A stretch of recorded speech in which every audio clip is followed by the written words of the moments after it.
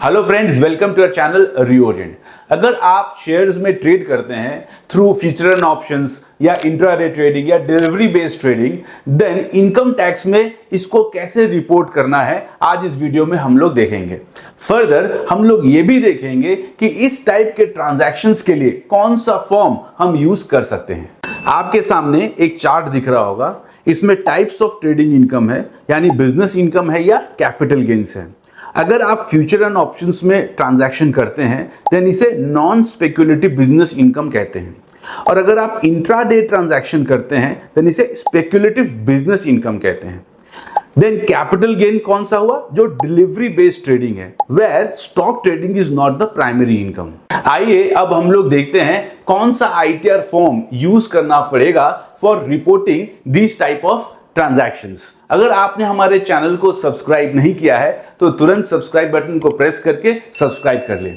आइए इस चार्ट के द्वारा समझते हैं। अगर बिजनेस इनकम है देन ITR 3 और ITR 4 if filing under presumptive scheme use होगा। अगर कैपिटल गेन है देन ITR 2 यूज होगा।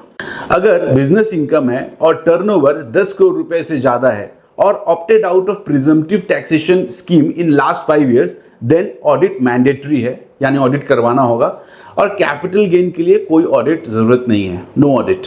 तो अभी तक हमने देखा कि शेयर ट्रेडिंग अगर करते हैं तो which are the types of income और कौन सा फॉर्म हम यूज कर सकते हैं for reporting this type of transactions. अब हम लोग देखेंगे कि अगर शेयर ट्रेडिंग में लॉस होता है देन इस किस इनकम के साथ इस लॉसेस को हम लोग सेट ऑफ कर सकते हैं। आपके सामने एक चार्ट दिख रहा होगा जिसमें लिखा है setting of losses in the same financial year. अगर फ्यूचर एंड ऑप्शन से लॉस है देन आप उसे under the same head set of कर सकते हैं। सैलरी इनकम से सेट ऑफ नहीं होगा। Interest income, dividend income, house property का इनकम के साथ सेट ऑफ हो सकता है if it is in the same financial year. Capital gain का इनकम के साथ सेट ऑफ हो सकता है in same financial year. Intraday trading यानी स्पेक्यूलेशन बिजनेस लॉस है then under the same head yes set off हो सकता है। सैलरी इनकम के साथ सेट ऑफ नहीं हो सकता है। Interest, dividend, house property income के साथ सेट ऑफ नहीं हो सकता है। कैपिटल गेन के साथ भी सेट ऑफ नहीं हो सकता है। शॉर्ट टर्म कैपिटल लॉस है then under the same head yes set off हो सकता है। सैलरी इनकम के साथ सेट ऑफ नहीं हो सकता है। Interest, dividend, house property, other income के साथ सेट ऑफ नहीं हो सकता है। कैपिटल गेन के साथ सेट ऑफ हो सकता है। लॉन्ग टर्म कैपिटल लॉस है then under the same head yes set off हो सकता है। सैलरी इनकम के साथ सेट ऑफ नहीं हो सकता है। Interest, dividend, house property, other income के साथ सेट ऑफ नहीं हो सकता है।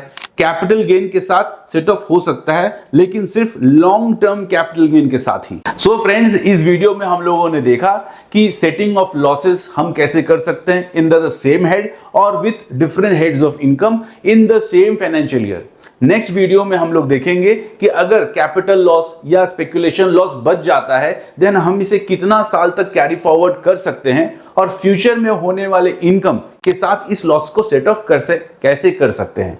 इसे देखने के लिए आप हमारे चैनल को सब्सक्राइब करें और फॉलो भी करें। धन्यवाद।